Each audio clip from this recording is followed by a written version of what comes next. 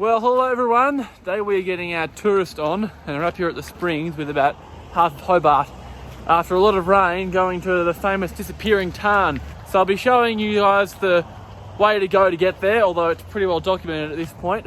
We'll be going to the tarn and then on to Wellington Falls, time permitting, which is, I think, much more interesting than the tarn, but you can do them both in one hike, so you don't have to choose. A lot of rain around the last few days, so the falls should be epic, as should be the tarn. So yeah, so here we go, and I'll show you the start of the walk.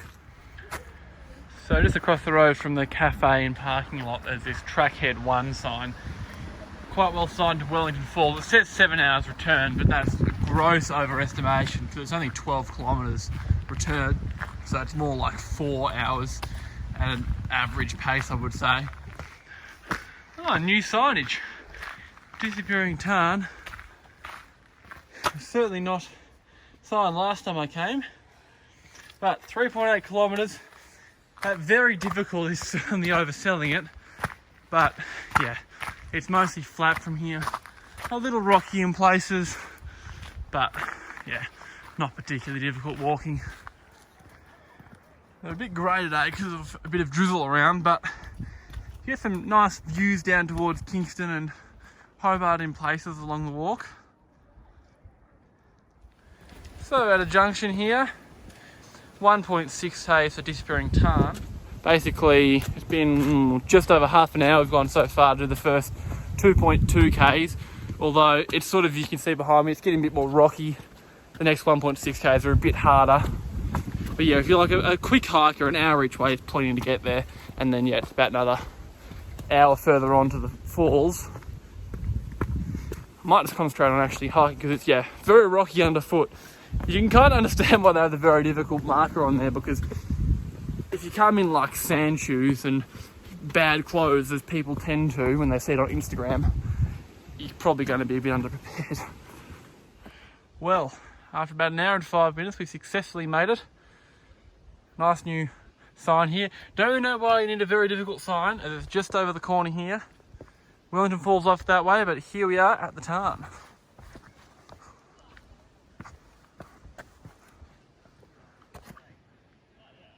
Absolutely gorgeous. We'll head down there.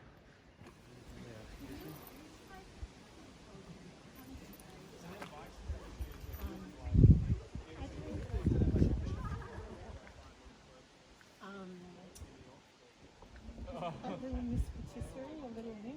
They do like a lemon cream tart. So we're currently just chilling out at the tarn. Really, really pretty spot. The most water I've seen here, I've been here 3 times and had water. I think a couple of years ago was the last time. That was about a week and a bit after like a lot of rain. So that gives you some idea that sort of, you've got about a 1 week window. This is 2 days after the heaviest of the rain, and it's pretty much full still. So it has a little bit of a lifespan to it, but yeah. It's also kind of random. I came here once in December and inexplicably it was full. So it's a bit, you never really know what to expect. You just got to walk here and cross your fingers and hope you get something good. But if there's water in it, you'll tend to know because it'll be all over Instagram. But yeah, people go swimming here. We won't. I kind of wish we'd brought towels because it looks amazing for a swim. The sun's come out now as well, so it really brings out the blue in the water. Absolutely worth the hike. Okay, so we've just left the tarn.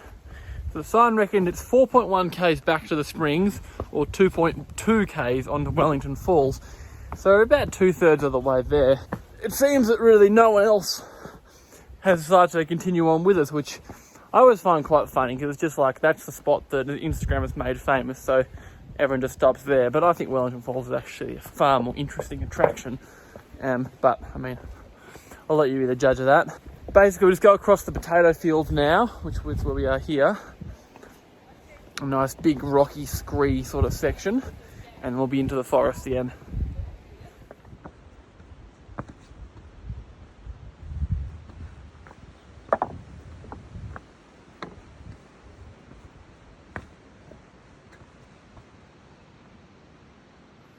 So we came off the potato fields and then It's actually quite a substantial climb, which I wasn't really expecting. I didn't remember that. And now we're sort of hit a bit of a plateau, and we're going to soon start descending down to the fall. So it's definitely a much more involved 2 kilometres than the first 4 kilometres. But yeah, obviously still a very nice, well-made track. Rocky still, but yeah, just you climb, then it's flat, then it's a long way down, then you're there pretty much. Sophie's having a lot of fun in the puddles here. As we sort of go on this like plateau here, it's very boggy, especially after all this rain.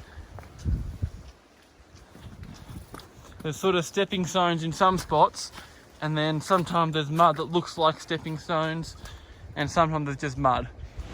Alrighty, so it's been like 2 hours, just over 2 hours of walking, I think. And we're at the lookout for Wellington Falls, and there is a ton of water coming over.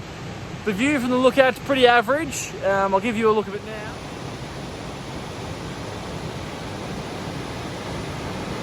You really can see the top half of the waterfall, and even that's obstructed, but it is possible to get down to the bottom as I've done before. Might give that a miss today, just given how much water there is. Probably be hard to take any photos down there. And if you continue over that way where Sophie is, you can climb over to that outcrop there, which provides grandstand views of the whole drop. So, that's where we'll head.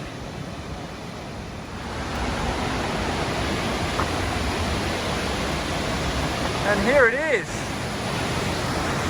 Wellington Falls, absolutely pumping.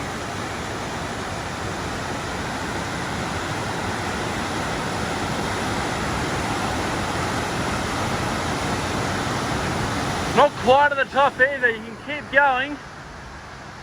Way up there, which I won't have a crack at, but you sort of have to go around the side, climb up there, and then you end up on top and you get the best views, although this is pretty good. Well, I made it on top of the world, the very high point of this outcrop overlooking Wellington Falls. Epic vantage point. You can look over there to Cathedral Rock and the Montague Thumbs. And there, if you look close, you can see Sophie with her hat. Slightly lower vantage point, and then here are the falls.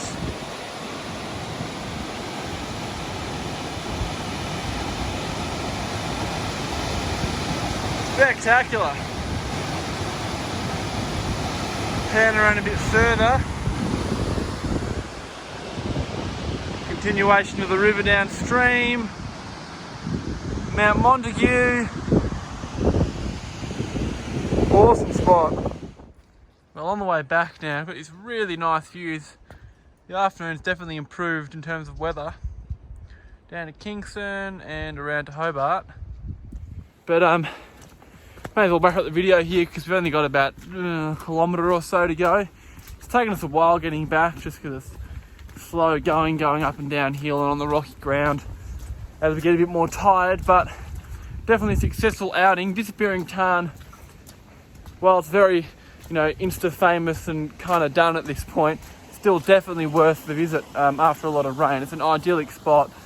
Again, make sure you get there within probably 2 days of a lot of rain to see it at its best. Wellington Falls, personally, I think is a more impressive attraction, but again, you don't have to choose. You can see them both in the one hike. About 5 hours return to do both, I reckon, not including time exploring around Wellington Falls, because a fair bit of time you can spend going down to the bottom and to the lookouts that we went to. But yeah, thanks for watching. Hope it was an informative video of how to do this very popular walk, and I'll see you next time.